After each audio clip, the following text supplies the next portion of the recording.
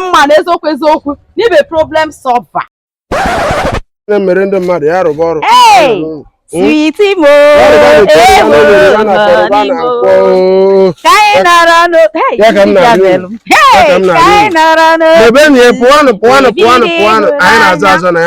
onye chewere anyị yo, onye kewara anyị yo, ya bụ love mo, obi ịhụnanya, onye kewara ya.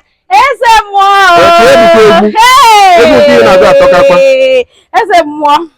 mmụọ na-enu m.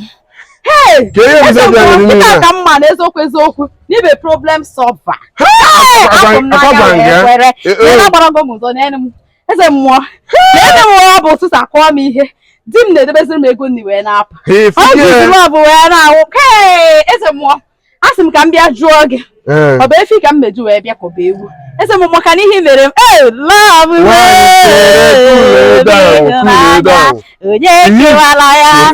Ka m gwa gị okwu mgbe ị bịakwara ọrụ kwa ka ọgụ gbuo mmadụ. Eze m ị ga-aghọta ihe izu ọgwụ na nsị gwa gị iji gwa gị eziokwu nwere ọgwụ m nyere gị.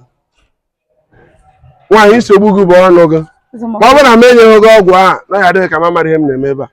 Nsogbu gị bụ ọnụ gị ma itiri ọgwụ ahụ n'ọnụ ma iti ihe n'ọnụ mechie ọnụ ma dị gị na-agwa gị okwu o nwere ihe ọ ga-eme gị. Your problem is from your mouth.